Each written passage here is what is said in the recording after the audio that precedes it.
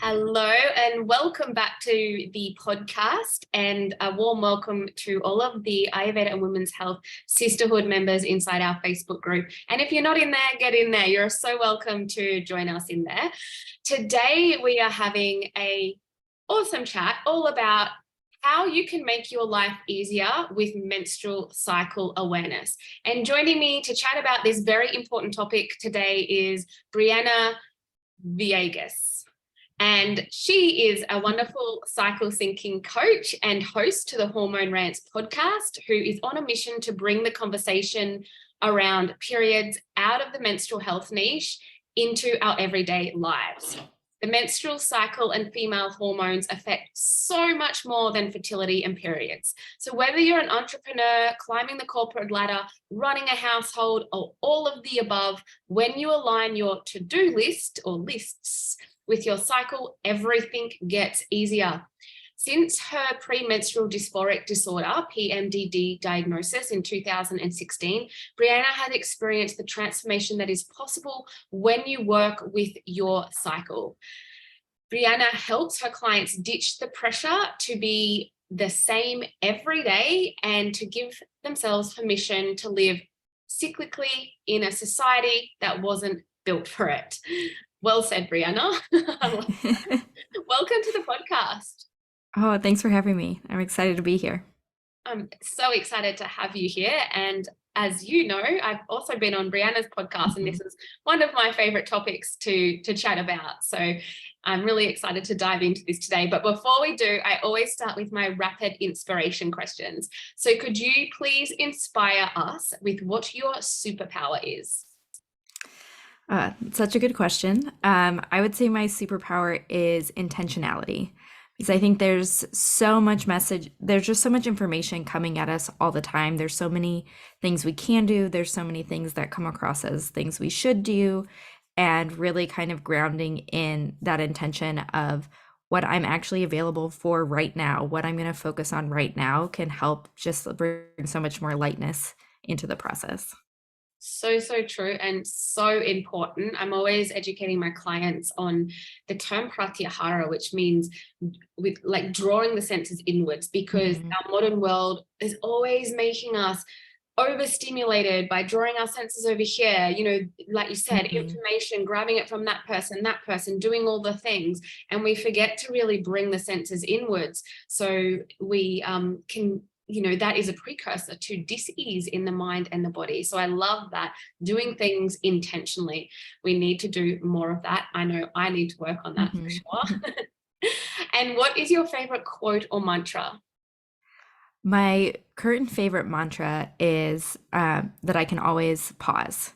It's something simple, and it kind of circles back into that intentionality of whenever I'm feeling rushed for something, or like there's a should or something that, something I'm juggling that isn't getting juggled, or it's falling, all of those things that I can pause and kind of realign. Perfect. That is a perfect mantra for the very now and here space. Who or what is inspiring you at the moment?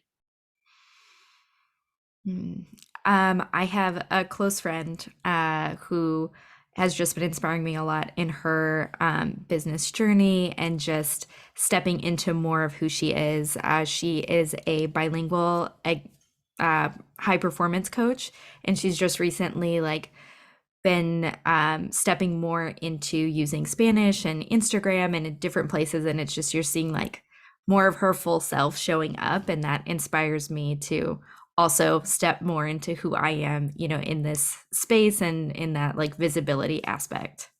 Beautiful. Well, to start, who is Briana then? Who are you? Tell us a little bit about yourself and your story of becoming a menstrual cycle coach. Yeah, so I am a mom of three. I have three kids, 5 and under, so very much in busy toddler season of life.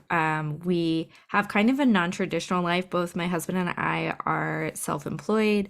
We live in a multi-generational home, and a lot of that has really been born out of my journey with my menstrual cycle and just actually, giving myself permission to do things in a way that feels good, to not feel like even as a family, we have to fit into any mold, but that we can create that for ourselves. And I came to this work in the menstrual health space from my experience with premenstrual dysphoric disorder. Your audience may already be familiar with that, but essentially it is an adverse reaction to the normal fluctuations in hormones that really affects, the post-ovulation window. And for me, that was for my first period. So for basically 2 weeks out of the month, every month, I experienced pretty debilitating cognitive and emotional symptoms from that. And I eventually kind of hit a wall where I was like, this can't be normal. And that sort of started the Googling and the searching and the real healing journey. But then what really inspired me to step into this work was as I learned more about, how my body works, how the female cycle works, and all these things, it was just like, we shouldn't have to get to that point where we've hit a wall in order to take care of our hormones. And really, like, our hormones shouldn't have to become its own category, right? Like, if you think about other basic things that our bodies function on, like sleep, food, those things are incorporated into our day because we all accept that that's what our bodies need to be healthy, to survive, like all of that stuff. But we don't have this habit to incorporate supporting our reproductive hormones, which especially for women are super, super key for, how our entire body functions, right? So really bringing that to where like this can be incorporated into your current lifestyle, your current goals, where you're at, so that you don't have to hit that wall. Absolutely. And I think it is becoming more recognized to really fully understand our hormones and how our body functions, because for a lot of us, we didn't grow up knowing. We didn't know the interactions of the hormones and how they were so important in being able to regulate our whole body and different systems within the body, even like our cardiovascular health, our bone health, our mental health, like everything is so dependent on our hormones. Our hormones are those chemical messengers, and when they're disturbed and disrupted, so too is our life, so too is our body, so too is our mindset, our gut health, like everything. So it is so important. And I think it's just in these later days that it is, I guess, probably with the emerging presence of social media and the internet, we are starting to learn and know more. So I guess there's a bonus for social media there. Yeah, and I think it's a return to that sort of collective knowledge that we're sharing as women that, we've kind of lost in this like information age because the research has been primarily done on men, right? So even that idea of like looking for the most evidence-based or like standard research, that's really not serving women yet. We're seeing changes there, and I think that's really great, but it also takes time for that to actually become mainstream. And so I think more and more women are looking for that, of like looking to friends, looking to social to find, that collective wisdom again. Yeah, absolutely. Well, to start this episode, I would love just to go through the 4 phases of the menstrual cycle. So yeah, let's start there. Let's start with menstruation. Yeah. Yeah. And I'll break it down sort of like with the idea of the average, like a 28-day cycle, with that caveat that it is an average and that doesn't mean it's the ideal or perfect or anything, but just to give us a framework. So the menstrual phase is the first phase, and that is marked by the first day of your period. So in a 28-day cycle, that's usually lasting probably 1 to 5 days. Up to 7 is still within the normal range. But what's so important about that phase is that our hormones are all at their lowest point. And what happens when our hormones are at our lowest point is the communication between our 2 hemispheres of the brain, and our conscious and our subconscious, are more linked and more evident. And so you can kind of think about it as having like less of a buffer between your internal state and your internal needs and the world around you. And so of course that can show up as a lot of irritation and irritability and kind of that tension, especially when we're not able to create space for ourselves, or we don't know that we need to create that space. But when we're able to take that time to ground and listen to our intuition, create space to journal and see what really comes up for us during this time, we're really like the most aligned with our intuition. And so this can be such a valuable time for clarity, for, noting red flags in relationships, at work, in other areas of our lives, and knowing with that, like that gut knowing that a choice needs to be made or a direction is, you want to take. So it's such a valuable and powerful time. And I think one that we miss out the most on because of all the messaging to, oh, it's just PMS, or, to dismiss this emotional window as well.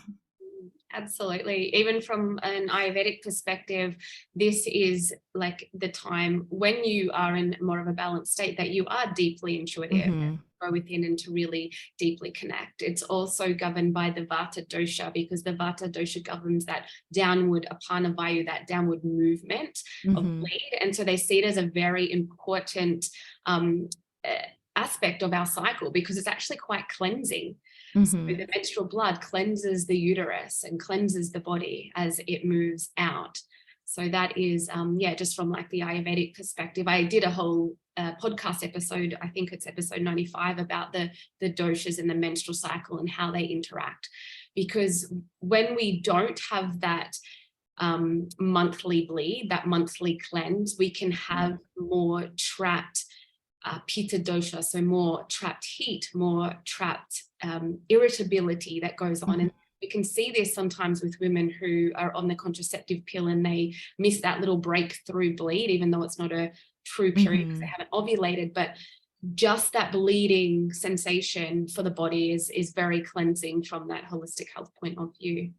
Yeah, thank you. Beautiful explanation of the menstrual cycle, or the menstruation in the menstrual cycle. So the next phase is the follicular phase of the cycle. Yeah, so the follicular phase is typically said to be between like 7 and 10 days. And so it's really bridging the gap between menstruation and ovulation, and is the rise of estrogen. And so with this phase, and later we'll talk about luteal, these are more of the transitory phases, which is where like the art and the science blend, because it's less about having it happen on a specific day of your cycle as feeling in when you start to experience that shift and that rise in estrogen. And what that feels like often is usually first like an uptick in that like mental energy where you're feeling more inspired, you're having new ideas, you're having that nudge to be a little bit more social maybe. And then that will typically be followed up by the physical energy to want to actually follow through on that, depending on, what your experience of your bleed is. But this is, again, it's this like lift in energy, and it's often associated with an inner springtime. So the dynamic there that I think to be watchful for is this idea that like now you feel capable of doing all the things, you have more of a buffer, you're more stress resilient. And so then you want to say yes to all the things. But balancing that, and that's where I think the analogy of spring helps, because it's like these new buds. And how do you honor that new energy without overdoing it, without, coming in too quick or coming in with too much? And that can kind of be like, that burn off of the sun that can kill those early plants, or a second frost that can do that. So really cherishing that energy and being mindful that it's the start as opposed to the peak. Absolutely. And I have been burnt by this phase of my cycle many times. I'm like, my superpower comes out and I'm like, yes to you, yes to you, yes, I'm going to do everything. I'm so excited by life. And then I get to the luteal phase and I'm like, oh my God, I'm going to reschedule everything. I can't deal. There's so much going on, like feeling that overwhelm. So yeah, it is so important. I think when your superpowers come out in this phase of the cycle, just remember that it will fluctuate and some things that you have planned later might not be so inspiring then. Yeah, absolutely. It definitely comes to play when you're planning. And I think brings in the conversation around like women having a hard time saying no to things too, because it's like when we're in this phase, we have all the energy and we're genuinely capable of taking on so many tasks for ourselves, for other people. And there's a genuine desire to do so. And it's really about understanding that balance of when to kind of lean in Mm. and when to allow for more space in your calendar, like in the luteal phase, so that, you actually have this balance of giving and replenishing for yourself. So true. And from the Ayurvedic perspective, although it feels like it has a lot of that pitta energy, it's actually the kapha stage where we, because of the growth of the Mm-hmm. follicle, so the growth, the stability, the strength. So we do feel stable and strong within ourselves in this phase. And often that can be represented in our physical exercise and activities that we choose. Mm-hmm.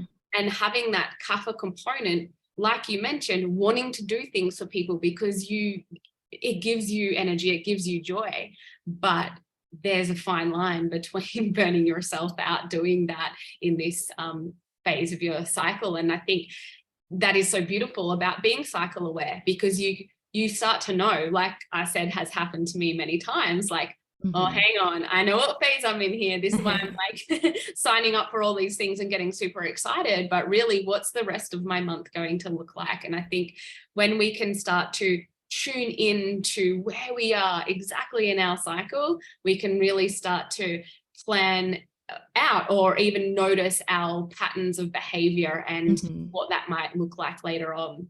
So thank you for that. Moving on to the ovulation phase. Yeah, so the ovulatory phase is definitely a shorter one. It's like about 3 to 4 days, and it's really marking that, that peak in estrogen and testosterone that happens leading up to ovulation. And it's really the days leading up, because as you know, ovulation is this 24-hour process. Once the egg is released, it lives for 24 hours and then that window closes. And it closes pretty quickly and dramatically from a hormone perspective.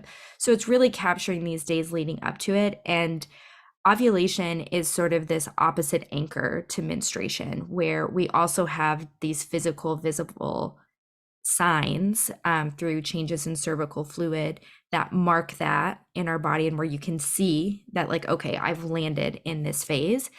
And where menstruation is very much internal and taking that time to reflect and take care of your own needs, ovulation is your most like outward focused energy. And so this is such a powerful time as you kind of build up that energy over your follicular phase, like knowing when you're going to be at that like peak level energy, peak level resilience, and also, with being more social, being more confident, being more magnetic, like how can you position maybe your hardest things at this point in the month, or things that are maybe a challenge, or also just kind of leaning in and enjoying kind of the fullness of this like inner summer experience. Beautiful. Yeah. And this phase and moving into the luteal phase is really, from the Ayurvedic perspective, that pitta dosha phase where there's a lot of transformation happening, where, preparing our bodies to transform Mhm. and create new life. So it's a really huge event for the female body. Thank you. And moving on to the final phase, the luteal phase. Yeah, luteal phase. So this happens obviously post ovulation and is really characterized by the introduction of progesterone, and estrogen drops off a little bit. And with that, so does serotonin, because again, these reproductive hormones are linked to all of these other processes in the body. Um, and what happens here really is, with progesterone coming in, our focus starts to shift, and it's almost like we take off the rose-colored glasses and are able to see things a little bit more clearly, more attention to detail, more focused. We just notice in our environment, in our relationships, we get a little bit more, nitpicky, which has both of, its strengths, and it can be difficult when we're not really prepared for that, because we can also kind of lean in and pick fights, or take it in a critical note. But knowing that this is our body, almost it's nesting in a sense, and it's saying like, I'm looking for cues of safety internally in my body, but also in my environment, in my relationships. And you're starting to get that inkling of like, what are my needs versus the expectations that either I have on myself, or I feel like my environment or society has placed on me. And so while you're dealing with that tension, it's the biggest thing that we can do for ourselves to support ourselves is nervous system regulation, because our stress response is just, its baseline is higher because again our body's looking out for safety. And this is also when we see things like PMS and PMDD and symptoms pop up, which is something that, we have to acknowledge in the experience of this. And oftentimes this is this kind of resistance between what our body needs and what we're allowing it to experience, the space we're creating for it, or what we feel like we're allowed to do, in our space and relationships. Beautiful. And when we do tap into our cycle and we really start to feel into each phase of it, what would you say are the superpowers of each phase? Like, where can we really shine in these phases of the cycle? Yeah, so that's the other part of it, is it's really, how do you use them as a connected experience, right? How does one feed into the next and create that balance and consistency that you crave without seeing them as these disjointed versions of ourselves? And so for me, it really starts with that menstrual phase and thinking about it as the superpower being clarity. If we take that time to listen and really hear what our body is bringing up for us, we can get really clear on what our values are, what our goals are, and what's serving us at this point in our lives. And this is so valuable because then when our follicular energy starts to pick up, if we can stay grounded in that, almost that why that we have, then we can really put that energy, that sprint almost of energy that we have, into a really effective way. It's moving us forward towards those goals versus getting distracted by all the needs and all the asks and all the things that might be pulling at us. But we can be so much more intentional about where does that energy go. And then that sort of continues through ovulation, where it's like, how do I, capture this creativity and this openness to possibilities? And then with ovulation, I really see that as like community or collaboration as the strengths there, because it can be a way that maybe you want to be visible and you want to do things like ask for a raise or jump on an Instagram live or a podcast, or, do something that's more visible. But it can also be a time to really invest in your community or ask for support, because your communication skills are also stronger at this point. So even asking for support from like a partner, from kids, from your support system as you head into luteal phase, and that you're not going to have that same level of energy. So how do you set up your support system going into luteal to support you? And that can help release some of that tension between the commitments that you set up a week ago when you're like, I feel amazing, I can do anything, and then the reality of, I need more rest. I need to, slow my pace in order to feel good in my body and support myself. But then once we're in luteal, that can be a time that I think is really about like implementation and like execution. So these things that we've dreamed up, what are the actual steps that need to happen to get that done? Because oftentimes in follicular, we're also very big picture. So we're like, yeah, we could do all these things, or all these possibilities are there. But then luteal comes in and says, okay, but there's steps that have to happen. If we don't do X, Y, or Z, like we're not going to realize that. But it's really a time for me about trusting yourself, because a lot of times we can also kind of feel that inner critic come up a lot, and a lot of self-doubt and questioning, like, is this really what I want to be doing? Is this really, the right step to take? But it's trusting that earlier version of yourself that, when you've linked these, of like, you've had clarity, you've made your plan based on your goal, and now you can trust that version of yourself and also provide some relief for yourself instead of getting into all of this like decision fatigue. Trust the decisions you made before and just do it. Just lean in, and then you get to circle back to menstrual phase and reflect back on that and say like, how did that go? Did that work? And you kind of lean back into that space where you can explore a little bit more, engage with more possibilities and decisions, and and that just continues as you cycle through. Brilliant. And it is so evident that when you can really tap into the awareness of your cycle and where you are and how you fit into it and how it fits into you, Mhm. it can make your life a lot easier, just because you can understand yourself and Mhm. not give yourself excuses, but realize that sometimes your behaviors, the chemical biochemistry that's going on Mhm. in your body is shifting and changing, and that is making you think differently. It is making you make different decisions throughout the cycle. So I think when we Yeah. can really understand, well, I am feeling, like you said, a little bit down. My inner critic's coming out, and there's a lot of self-doubt going on. I feel anxious. I feel nervous about it.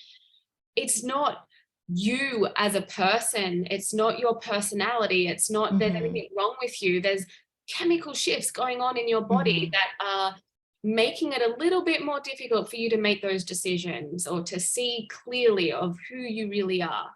So I think it gives us a little bit of grace when we can Yeah. understand where we are in our cycle without using it like as, to go off and be like, well, I'm in my luteal phase, so whatever. We've got to be responsible for our actions. But then, speaking of PMDD, like, it sometimes is impossible for women with PMDD. I work with a lot of women with PMDD, and I don't think there is the awareness and education yet about that. Yeah. And so it's really important to bring that message.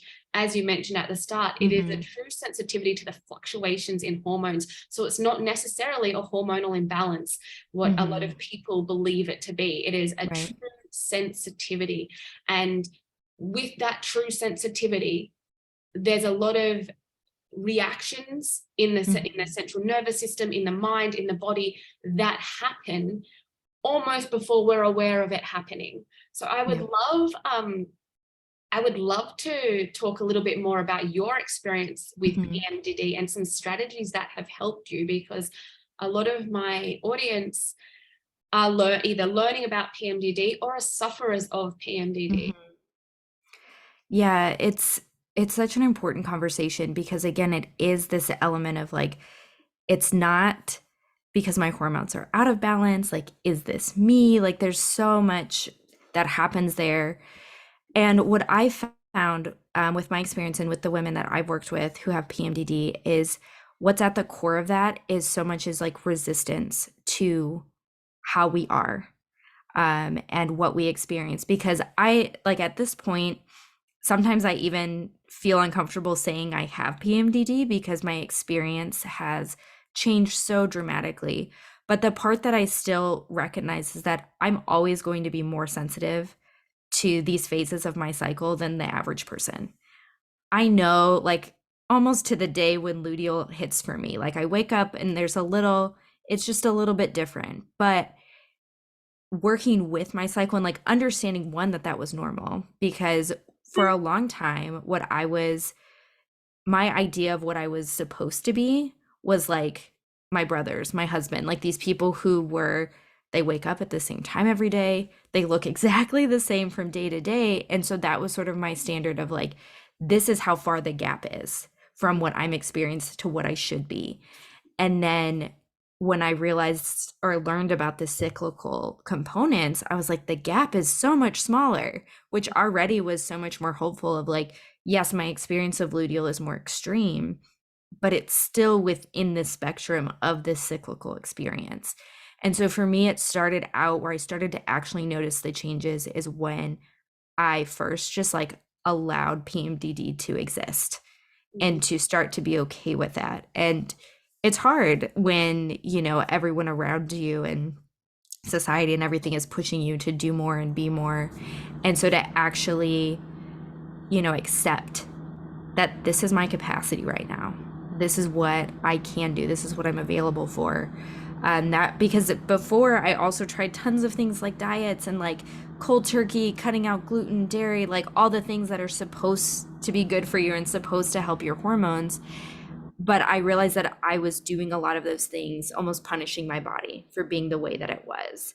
And so it wasn't until I really partnered with my body. And that's why this method of menstrual cycle awareness and cycle syncing was so valuable to me because it gave me sort of that entry point of and a framework for how do I really navigate, this for myself and accept each version of myself. And that's when I started to see the changes. Mm. And I think the other component to cycle awareness and talking about society, the way fitting in with society and their expectations, I feel that, well, I know that there are a lot of women out there now, well-meaning women who claim to be experts in the field, but haven't had appropriate training, so to speak, are telling women that they should just not even know when their period arrives, because the period should just come. There should be no symptoms, no signs. It should just come. And that is not true. And I think it's making a lot of women feel worse and worse about themselves. If they have any little inkling that that period is coming, there's a sign, a slight little bit of bloating or, a change in their mood, they're like, oh, my hormones are out of balance and I shouldn't, it should just appear, like it's not normal, because so many women are shouting out, it's not normal for you to have symptoms. Well, no, it's not normal to have horrible symptoms. Of course it's not. But it is normal to know when your period is coming, because we have fluctuating hormones and they fluctuate drastically. We have, as we've just mentioned, 4 phases within that month or within that cycle, 26, 28, 24 days for some people.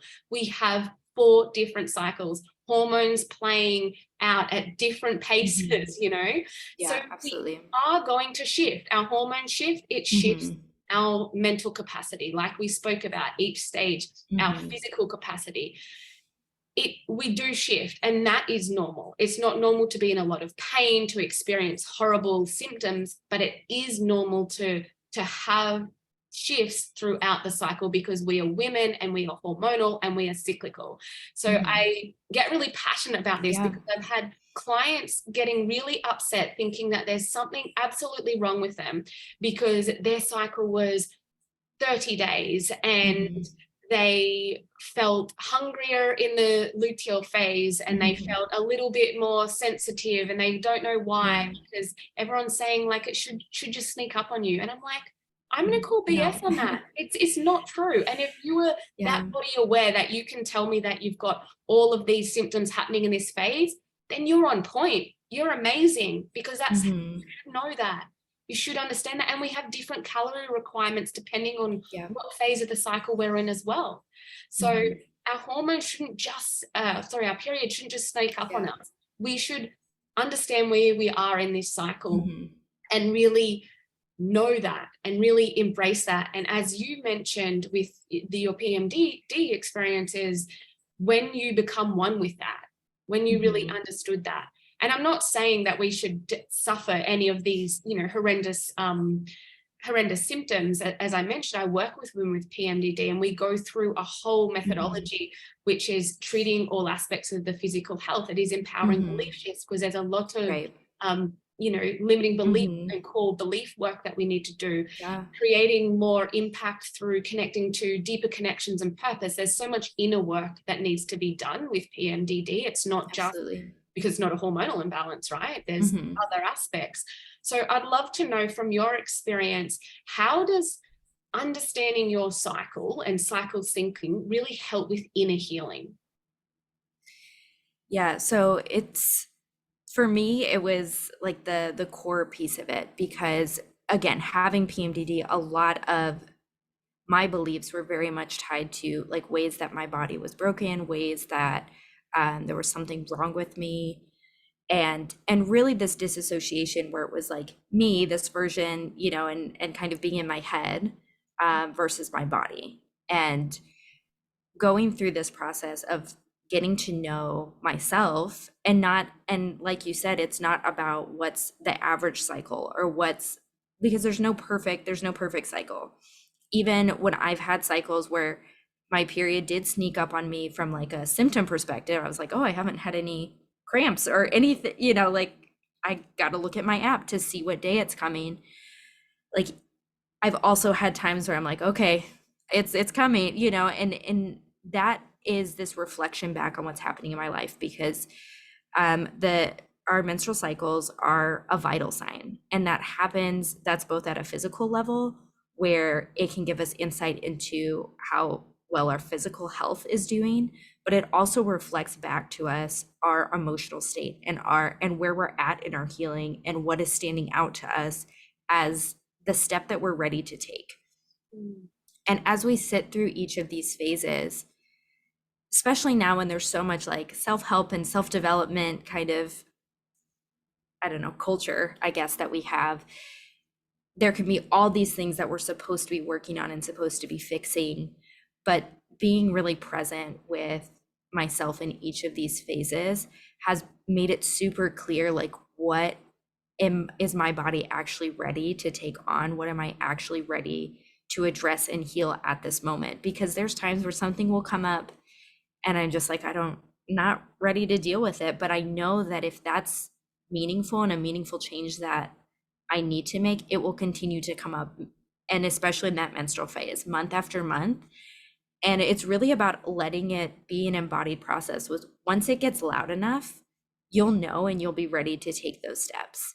Unfortunately, what's happened is through suppression of all of that energy, all of those messages and emotion gets trapped in our body, and it finds a way out. And that's where, like you said before, I tell people, like, PMS is normal. PMS is your body's alarm system. And so it's doing exactly what it's supposed to do.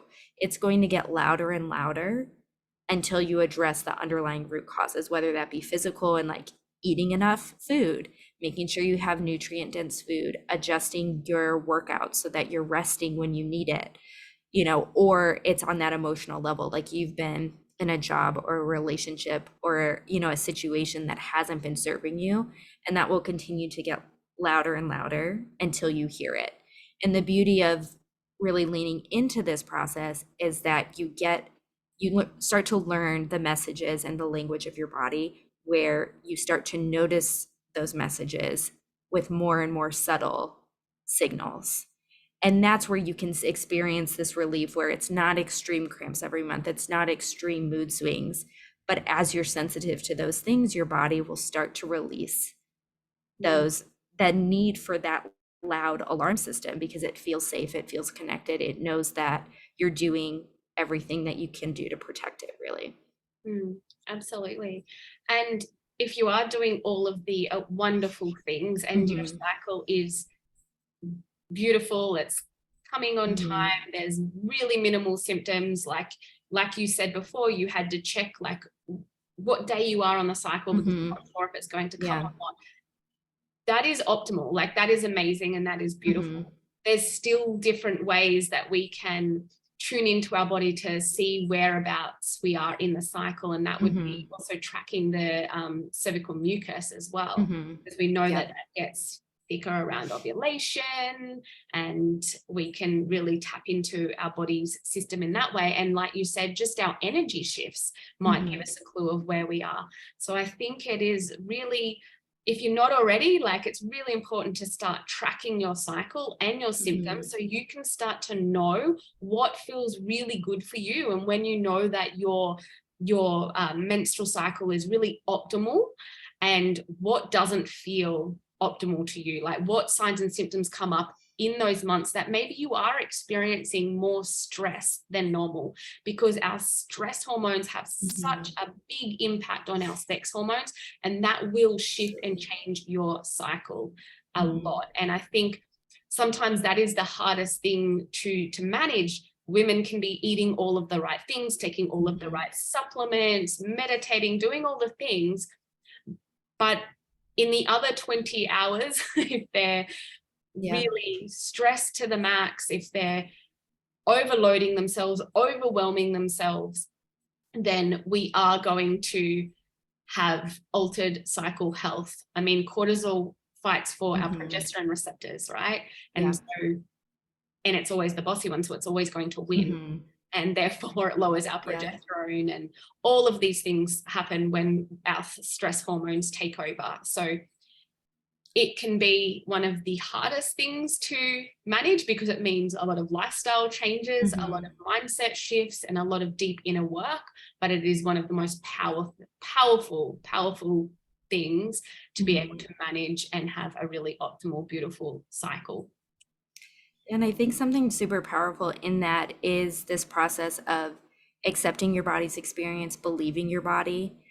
And because so often, like, we just push past these signals. And so then we think of stress as something external to us, right? Like, it's the job, it's the kids, it's the commitments. But stress is our experience of our life.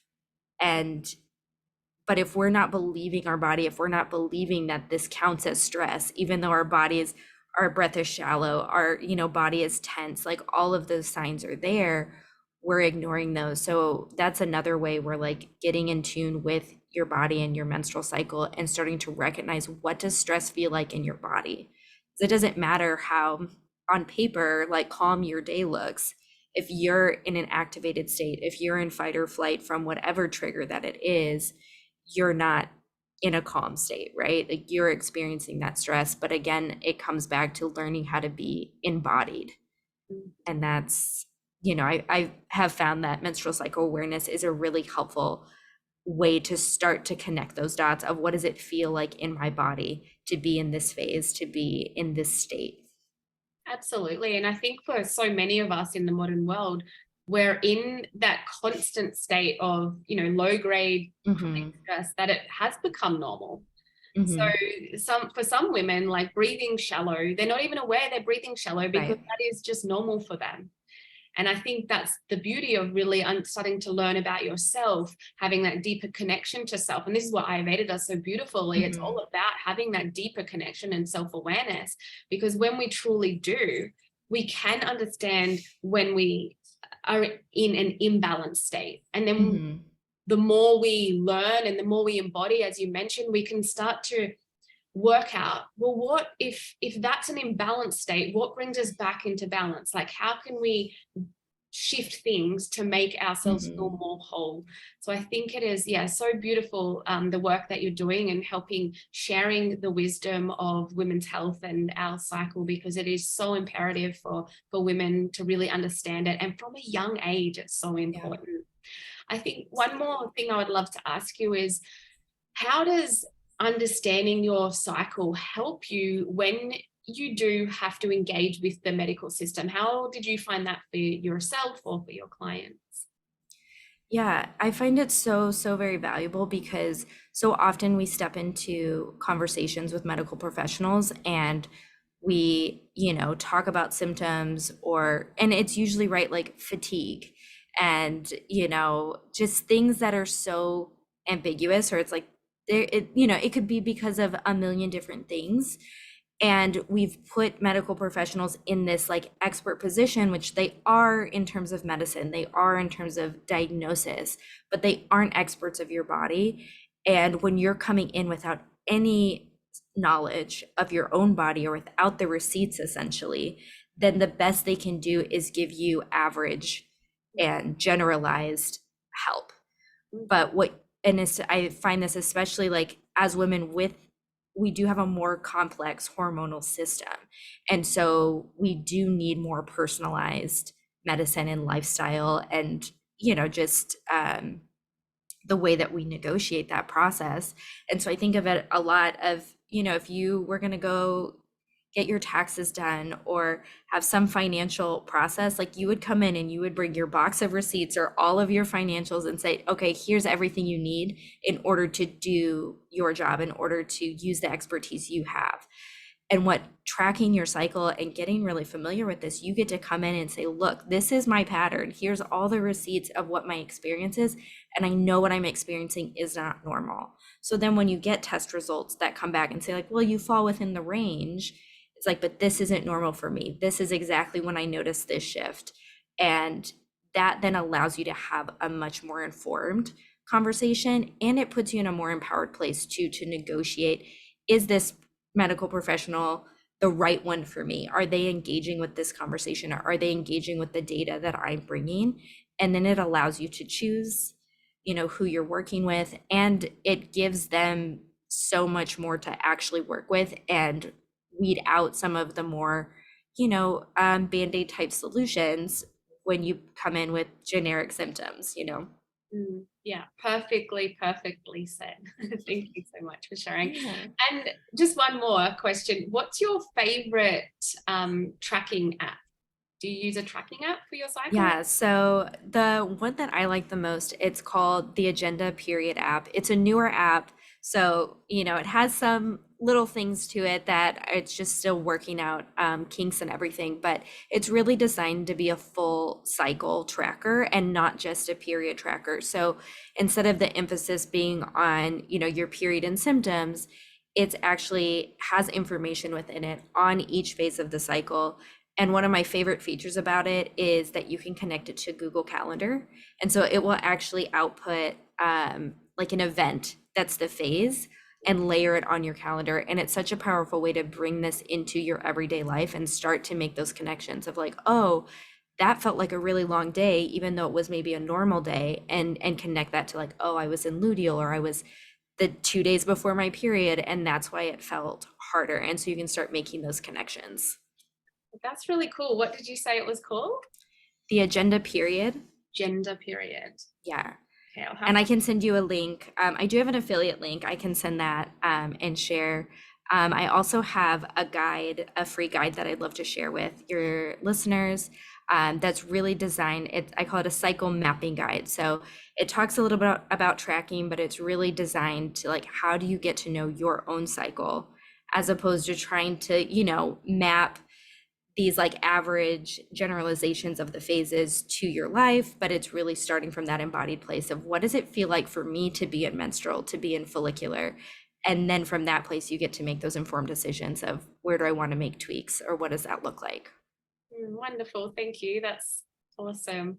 Yeah, I use the flow app, but I find it a little bit intrusive sometimes, like the chat bit. So I'm keen to check that out. Thank you so much. Awesome. It's been an amazing discussion, and like yourself, I love talking about this stuff, and I just find it so important to share with the world. And yeah, so I really love and honor the work that you do. Where can our listeners find you? Yeah, the best way to connect is on Instagram. That's where I am most of the time right now, mostly on stories, but also in DMs. So I'd love to connect with you there. Thank you so much. Namaste.